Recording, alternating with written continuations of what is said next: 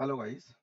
सो आज से ही new series start करेंगे हम, जिसमें कि हम स्प्रिंग बूट फ्रेमवर्क को समझेंगे और देखेंगे कि एंड टू एंड इम्प्लीमेंटेशन कैसे काम करता है। जैसे कि स्प्रिंग बूट हम क्यों सीख रहे हैं, फर्स्ट ऑफ ऑल कि हमें है ना, मार्केट में आजकल स्प्रिंग बूट हर कंपनी मतलब मांग रही है, इंटरव्यू पर्सपेक्टिव में भी और ट्रेंड पे भी ये फ्रेमवर्क है, जावा का फ्रेमवर्क अगर हम बात करें तो इसमें हम एंड टू एंड समझेंगे। इसमें पहले हम थोड़ा थ्योरेटिकल पढ़ेंगे और उसके बाद फिर उसी के साथ साथ हम प्रैक्टिकल भी समझेंगे। मान लो हमने कोई टॉपिक उठाया, कोई टॉपिक हमने पहले स्टार्ट किया जिसमें हम उसका थ्योरेटिकल समझेंगे, उसके बाद उसी के ऊपर हम प्रैक्टिकल भी करेंगे। तो उससे क्या होगा कि जब आप प्रैक्टिस करोगे और जब आप समझोगे तो वो क्या होगा कि आपको फ्यूचर रेफरेंस के लिए वो माइंड में क्लियर रहेगा, क्योंकि प्रैक्टिकल ज्यादा दिन तक याद रहता है एज कम्पेयर टू थ्योरेटिकल। तो हम दोनों चीज समझेंगे साथ साथ। जैसे कि हमने कोई टॉपिक उठाया, मान लो हमने उठाया रेस्ट एपीआई, तो हम रेस्ट एपीआई को पहले थ्योरेटिकल समझेंगे, रेस्ट एपीआई काम क्यों करता है, क्या रीजन है, क्या वजह है इसकी। उसके बाद उसी के ऊपर हम प्रैक्टिकल प्रोजेक्ट बनाएंगे। उससे क्या होगा कि आपकी चीजें क्लियर रहेगी। तो हम पहले इसमें देख लेते हैं कि स्प्रिंग बूट सीखने के लिए क्या क्या आपको आना चाहिए, क्या क्या प्रीरिक्विजिट्स हैं।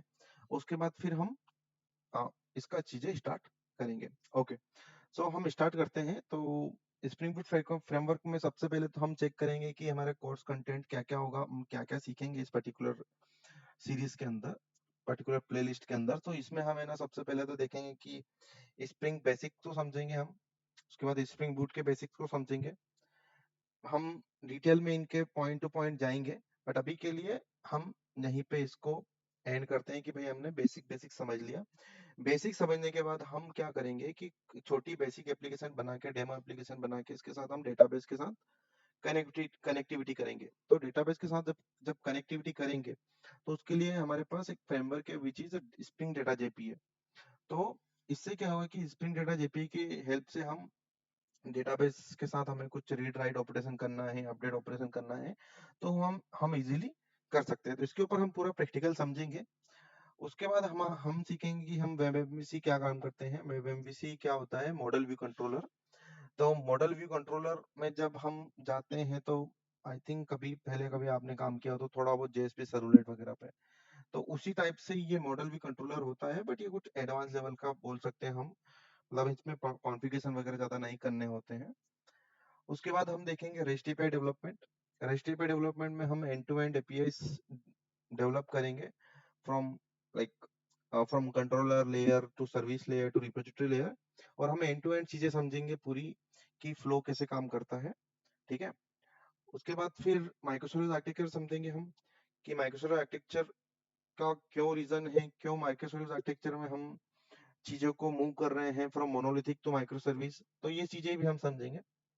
उसके बाद हम देख लेते हैं कि इसके लिए आपको क्या क्या एटलीस्ट बेसिक चीजें आना चाहिए, जिसके लिए आपको कोई कंफ्यूजन ना रहे इस पर्टिकुलर प्लेलिस्ट को देखने में। ठीक है।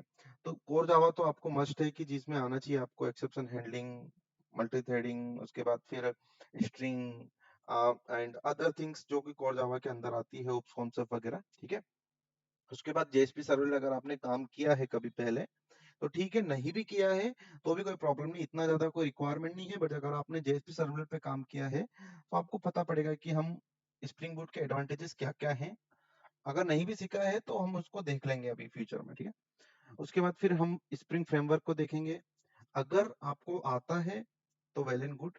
बेसिक कॉन्सेप्ट्स आना चाहिए आपको, कि स्प्रिंग फ्रेमवर्क में बेसिक बेसिक अगर चीजें आती है तो कोई प्रॉब्लम नहीं, नहीं भी आती है तो हम बेसिक एप्लीकेशन बना के और समझ लेंगे, कोई प्रॉब्लम नहीं है। ठीक है। उसके बाद फिर बिल्ड टूल। तो अगर कोई मेवन ग्रेडल में हल्का फुल्का आपने काम किया है तो ठीक है, नाम भी सुना है एटलीस्ट तो फाइन। अगर नहीं भी सुना है तो हम चीजें समझ लेंगे कि डिपेंडेंसी वगैरह ऐड कैसे करते हैं, प्रोजेक्ट को रन कैसे करते हैं, प्रोजेक्ट को बिल्ड कैसे करते हैं। मेवन यूज करते हैं तो तब क्या होता है, ग्रेडल यूज करते हैं तो दोनों बिल्ड टूल ही है। लेकिन मेवन का फंक्शनलिटी हम पॉम डॉट एक्सएमएल के अंदर लिखते हैं और ग्रेडल का हम बिल्ड डॉट ग्रेडल के अंदर लिखते हैं। मतलब कि अभी नहीं समझ में आएगा, जब हम प्रोजेक्ट को बनाएंगे तो समझ में आ जाएगा। ठीक है। उसके बाद फिर हम ओआरएम बेसिक्स अगर याद है आपको तो वेल एंड गुड, नहीं भी याद है तो भी फाइन है। मतलब जैसे कोई हाइबरनेट वगैरह पे कोई काम किया है तो ठीक है, मतलब बेसिक फंक्शनलिटी अगर पता है तो, नहीं भी पता है तो हम पूरा बेसिक से तो समझेंगे ही सही।